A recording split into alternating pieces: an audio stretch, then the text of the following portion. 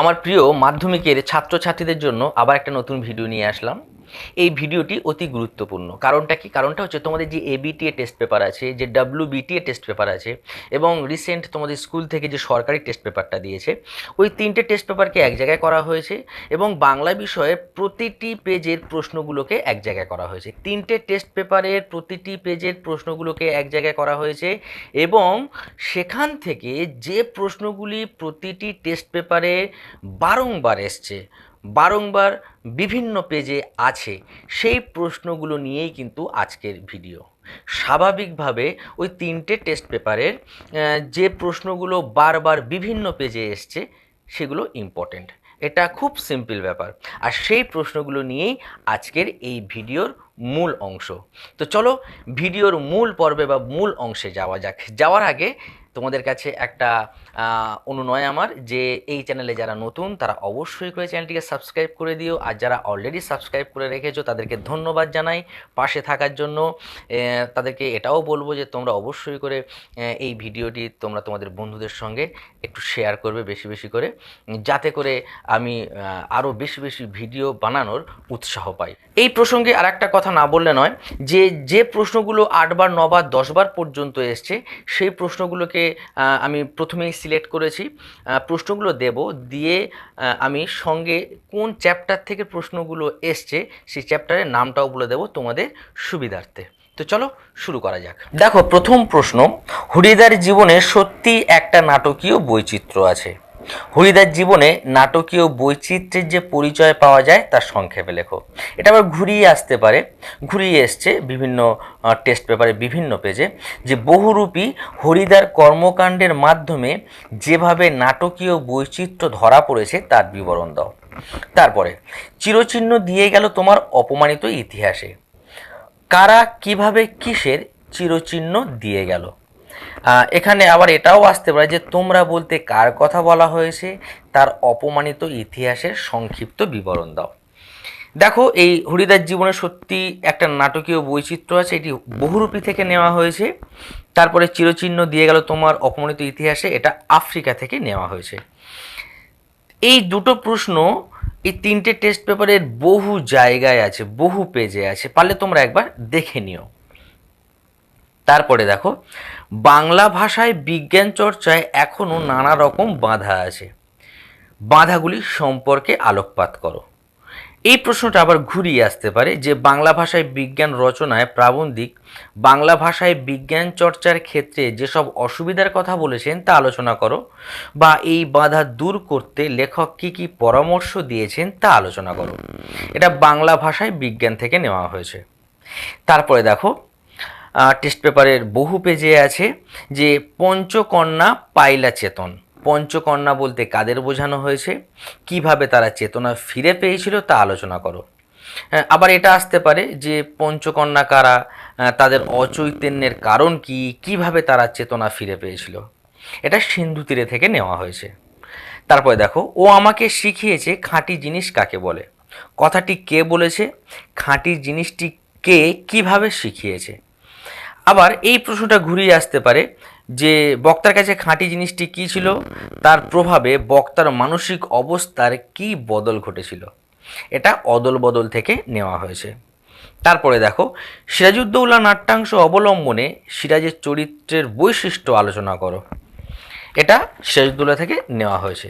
তারপরে দেখো, তারপরে কি আছে যে দারিদ্র আর বঞ্চনার বিরুদ্ধে লড়াই, তার সংক্ষেপে আলোচনা করো।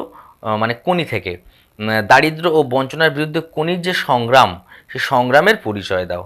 আবার এই প্রশ্নটা ঘুরিয়ে আসতে পারে যে কোনির সাঁতার শুধু জলে নয়, দারিদ্র ও বঞ্চনার বিরুদ্ধেও কোনি রচনা অবলম্বনে মন্তব্যটি বিচার করো। বোঝা গেল ব্যাপারটা। তারপরে দেখো, পথের দাবি থেকে নেওয়া হয়েছে বাবুটির স্বাস্থ্য গেছে কিন্তু শখ 16 আনাই বজায় আছে। বাবুটিকে তার সাজসজ্জার পরিচয় দাও। আবার এটাও আসতে পারে যে বক্তা কার সম্পর্কে কথা বলেছেন, তার স্বাস্থ্য ও শখের পরিচয় দাও। তারপরে ফাউন্টেন পেন বাংলায় কী নামে পরিচিত, নামটি কার দেওয়া বলে উল্লেখ করা হয়েছে। আর ফাউন্টেন পেনের জন্ম ইতিহাস লেখো, মোস্ট ইম্পর্টেন্ট। এটি হারিয়ে যাওয়া কালিকলম থেকে নেওয়া হয়েছে। তারপরে দেখো, আমরা কালিও তৈরি করতাম নিজেরাই, লেখকরা কিভাবে কালি তৈরি করতেন তা প্রবন্ধ অনুসারে লেখো। বা লেখকরা কিভাবে সহজভাবে কালি তৈরি করতেন তা নিজের ভাষায় লেখো। এটি হারিয়ে যাওয়া কালি কলম থেকে নেওয়া হয়েছে। তারপরে দেখো, আয় আরও বেঁধে বেঁধে থাকি, কবি কাদের বেঁধে বেঁধে থাকতে বলেছেন? বেঁধে বেঁধে থাকা বলতে কি বোঝায়? কবি কেন বেঁধে বেঁধে থাকার প্রয়োজনীয়তা অনুভব করেছেন? এটি কিন্তু বহুবার এসছে। এটা তোমরা বুঝতে পারছো কোথা থেকে নেওয়া হয়েছে, আয় আরও বেঁধে বেঁধে থাকি থেকে নেওয়া হয়েছে। তারপরে দেখো, প্রলয় উল্লাস কবিতায় একই সাথে ধ্বংস সৃষ্টির ছবি কীরূপভাবে ধরা হয়েছে? বা কবিতায় কবির যে অকৃত্রিম স্বদেশপ্রীতির প্রকাশ ঘটেছে তা আলোচনা করো। এটি প্রলয় উল্লাস থেকে নেওয়া হয়েছে।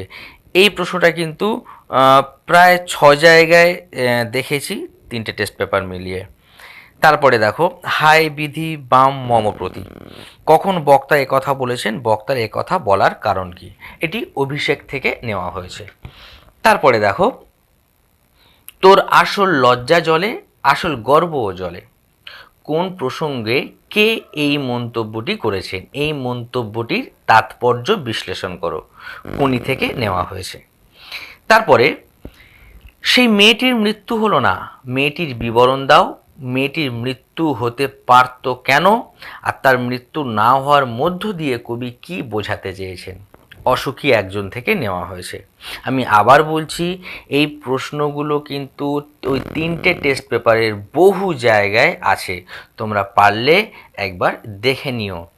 তারপরে দেখো, আমার মনে পড়ে প্রথম ফাউন্টেন পেন কেনার কথা। প্রবন্ধকারের কলম কেনার অভিজ্ঞতা নিজের ভাষায় লেখো। এই প্রশ্নটা আবার ঘুরিয়ে আসতে পারে যে ফাউন্টেন পেন কেনার ঘটনাটি সংক্ষেপে বিবরণ দাও। তারপরে দেখো, পাশ্চাত্য দেশের তুলনায় এদেশে জনসাধারণের বৈজ্ঞানিক জ্ঞান নগণ্য, লেখকের এমন মন্তব্যের কারণ কি? এটা বাংলা ভাষা বিজ্ঞান থেকে নেওয়া হয়েছে।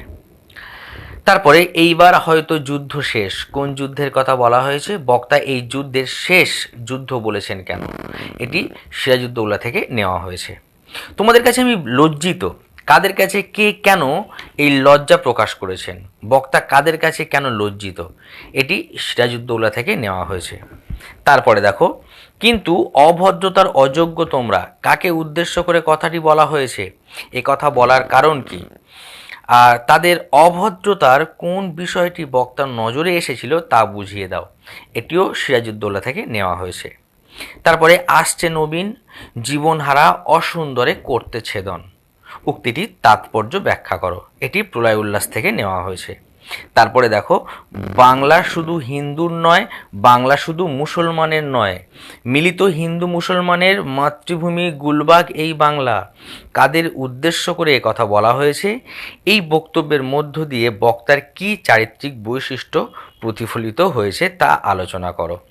এটি নেওয়া হয়েছে সিরাজউদ্দৌলা থেকে। তারপরে দেখো, কোনি উপন্যাস অবলম্বনে সাঁতার প্রশিক্ষক ক্ষিতিশ সিংয়ের চরিত্র সংক্ষেপে লেখো। এটি কোনি থেকে নেওয়া হয়েছে। তারপরে, অদল বদল গল্পে যে বন্ধুত্ব ও সম্প্রীতির দৃষ্টান্ত স্থাপিত হয়েছে তা নিজের ভাষায় লেখো। এই প্রশ্নটা আবার ঘুরিয়ে আসতে পারে যে অদল বদল গল্পটিতে অমৃত ঈশাবের যে ভালোবাসা ও প্রকৃত বন্ধুত্ব প্রকাশিত হয়েছে তার পরিচয় দাও। এটি অদল বদল থেকে নেওয়া হয়েছে। তারপরে দেখো, আমাদের আলংকারিকগণ শব্দের ত্রিবিধ কথা বলেছেন। শব্দের ত্রিবিধ কথা কি? উদাহরণ সহ ব্যাখ্যা করো। এটি বাংলা ভাষায় বিজ্ঞান থেকে নেওয়া হয়েছে। তারপরে দেখো, নদীকে এভাবে ভালোবাসিবার একটা কৈফিয়ত নদের চাঁদ দিতে পারে। নদের চাঁদ কে? আর নদীকে ভালোবাসার কৈফিয়তগুলির পরিচয় দাও। এটি নদীর বিদ্রোহ থেকে নেওয়া হয়েছে। তারপরে তোমরা অবশ্যই করে দেখে যাবে যে ক্ষিতীশের একটা হাত তোলা, চোয়াল শক্ত, ক্ষিতীশ সিংয়ের এই রকম প্রতিক্রিয়ার কারণ কী ছিল? এটি কোনি থেকে নেওয়া হয়েছে। এই প্রশ্নগুলো, এখন যে প্রশ্নগুলো বলছি এই প্রশ্নগুলো দুবার তিনবার করেই এসছে। হ্যাঁ, 3বার করে এসছে, 3বার, কোনোটা কোনোটা 2বার। আচ্ছা, তারপরে দেখো, নতুন মেসোকে দেখে জ্ঞানচক্ষু খুলে গেল তপনের। তপন কখন নতুন মেসোকে দেখেছিল? এখানে জ্ঞানচক্ষু খুলে যাওয়া বলতে কি বোঝানো হয়েছে? তারপরে এই প্রশ্ন আবার ঘুরিয়ে আসতে পারে যে তপনের কিভাবে জ্ঞানচক্ষু খুলে যায় তা আলোচনা করো। এটি জ্ঞানচক্ষু থেকে নেওয়া হয়েছে। প্রতিটি প্রশ্ন কিন্তু ইম্পর্টেন্ট, প্রতিটি প্রশ্ন কিন্তু টেস্ট পেপারের ম্যাক্সিমাম পেজে পাওয়া গেছে, তাই কোনো প্রশ্ন ছেড়ে দেওয়া উচিত হবে না। প্রতিটি প্রশ্ন খুব গভীরভাবে অধ্যাবসায়ের সঙ্গে তোমরা ক্লিয়ার করবে। তারপরে দেখো, কাল ভয়ঙ্করের বেশে এবার ওই আসে সুন্দর, কাদের কথা বলা হয়েছে, তাদের সম্পর্কে কথা বলার কারণ কি? এটা প্রলয় উল্লাস থেকে নেওয়া হয়েছে। তারপরে নিজের এই পাগলামিতে যেন আনন্দই উপভোগ করে, কার কথা বলা হয়েছে, তার আচরণকে পাগলামি ভাবার কারণ কি? এটি নদীর বিদ্রোহ থেকে নেওয়া হয়েছে। তারপরে রূপেবতী রম্ভা যিনি, রম্ভা কে? আর যিনি শব্দের অর্থ লেখো, বা যে রম্ভার কথা বলা হয়েছে সেই রম্ভার পরিচয় দাও। সিন্ধু তীরে থেকে নেওয়া হয়েছে। তারপরে দেখো, ফাইট কোনি ফাইট উক্তিটি কিভাবে কার জীবনে মূল মন্ত্র হয়ে উঠেছিল তা কোনি উপন্যাস অবলম্বনে সংক্ষেপে লেখো। এটি কোনি থেকে নেওয়া হয়েছে। তারপরে সত্যের বর্বর লোভ নগ্ন করল আপন নির্লজ্জ অমানুষতা। সত্যের বর্বর লোভের কোন ছবি আফ্রিকা কবিতায় ফুটে উঠেছে তা নিজের ভাষায় লেখো। আফ্রিকা থেকে নেওয়া হয়েছে। তারপরে বাহালি বৌদি আজ থেকে আপনার ছেলে আমার, বক্তাকে বাহালি বৌদির ছেলেটিকে, বক্তার এরূপ উক্তির কারণ কি? অদল বদল থেকে নেওয়া হয়েছে। তারপরে অতি মনোহর দেশ, মনোহর দেশটির বর্ণনা দাও। সিন্ধু তীরে থেকে নেওয়া হয়েছে। আমার এই অক্ষমতার জন্য তোমরা আমাকে ক্ষমা করো, বক্তা কাদের কাছে কোন অক্ষমতার প্রকাশ করেছেন? এটি সিরাজউদ্দৌলা থেকে নেওয়া হয়েছে। তারপর নদের চাঁদ গর্ব অনুভব করিয়াছে, কিসের জন্য নদের চাঁদ গর্ব অনুভূত হয়েছে এবং কেন তা আলোচনা করো। নদীর বিদ্রোহ থেকে নেওয়া হয়েছে। তারপরে পথের দাবি রচনাংশ অবলম্বনে অপূর্ব চরিত্রটি আলোচনা করো। এটি পথের দাবি থেকে নেওয়া হয়েছে। কোনি উপন্যাস অবলম্বনে কোনি চরিত্রটি বিশ্লেষণ করো। কোনি থেকে নেওয়া হয়েছে। তারপরে পত্রিকাটি সকলের হাতে হাতে ঘোরে, পত্রিকাটিতে কি লেখা ছিল আর পত্রিকাটি পড়ে তপনের কিরূপ প্রতিক্রিয়া হয়েছিল তা লেখো। জ্ঞানচক্ষু থেকে নেওয়া হয়েছে। তারপরে এলো ওরা মানুষ ধরার দল, ওরা কারা আর তাদের সংক্ষিপ্ত পরিচয় দাও। আফ্রিকা থেকে নেওয়া হয়েছে। তারপরে মুন্সিজি এই পত্রের মর্ম সভাসদদের বুঝিয়ে দিন, কে কাকে পত্র লিখেছিল, এই পত্রে কি লেখা ছিল। সিরাজউদ্দৌলা থেকে নেওয়া হয়েছে। তারপর পলিটিক্যাল সাসপেক্ট সব্যসাচী মল্লিককে নিমাইবাবুর সম্মুখে হাজির করা হইল। পথের দাবি পাঠ্যাংশে সব্যসাচী মল্লিক সম্পর্কে কি জানা যায় তা আলোচনা করো। বুঝতে পারছো এটা পথের দাবি থেকে নেওয়া হয়েছে। তারপরে কি আছে দেখো, তারপরে আছে যে তোরা সব জয়ধ্বনি কর, কাদের উদ্দেশ্যে কবির এই আহ্বান। কবিতার ভাববস্তু বিশ্লেষণ করে এই আহ্বান ধ্বনিটির পুনরাবৃত্তির যৌক্তিকতা প্রতিপন্ন করো, বা বিষয়বস্তুটা বা ইহার তাৎপর্যটা পড়লেও হবে। এটি প্রলয় উল্লাস থেকে নেওয়া হয়েছে। তারপরে খিদ্দা এবার আমরা কি খাবো, বক্তাকে উদ্দিষ্ট ব্যক্তি তাদের কিভাবে সাহায্য করেছে। কোনি থেকে নেওয়া হয়েছে। তারপর দেখো, এসো যুগান্তরের কবি, যুগান্তরের কবিকে কেন আহ্বান জানানো হয়েছে, এটি আফ্রিকা থেকে নেওয়া হয়েছে। তারপরে তবে এই বস্তুটি পকেটে কেন, কোন বস্তুর কথা বলা হয়েছে তা পকেটে থাকার সপক্ষে যে যুক্তি দেওয়া হয়েছিল তা কতখানি সন্তোষজনক তা আলোচনা করো। এটি পথের দাবি থেকে নেওয়া হয়েছে। তারপরে সে আহ্লাদ খুঁজে পায় না, কে কোন আহ্লাদ খুঁজে পায় না, আহ্লাদ খুঁজে না পাওয়ার কারণ কি? এটি জ্ঞানচক্ষু থেকে নেওয়া হয়েছে। তারপর বাংলার ভাগ্যাকাশে আজ দুর্যোগের ঘন ঘটা, কোন কারণে বাংলার ভাগ্যাকাশে দুর্যোগ নেমে এসেছে তা আলোচনা করো। তারপরে দেখো, তাতে যে আমার ঢং নষ্ট হয়ে যায়, এই উক্তির মাধ্যমে হরিদাকে কোন সত্যের প্রতি ইঙ্গিত করেছেন তা নিজের ভাষায় লেখো।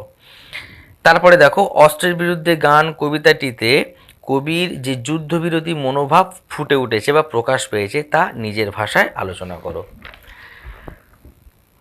আমি নিশ্চিত যদি তোমরা এগুলো পড়ে যাও স্বাভাবিকভাবে তোমরা কমন পাবে। তোমরা খুব ভালোভাবে অধ্যাবসায় করো, সুস্থ থাকো, এবং তোমাদের সকলের পরীক্ষা ভালো হোক এই কামনা করি। Thank you.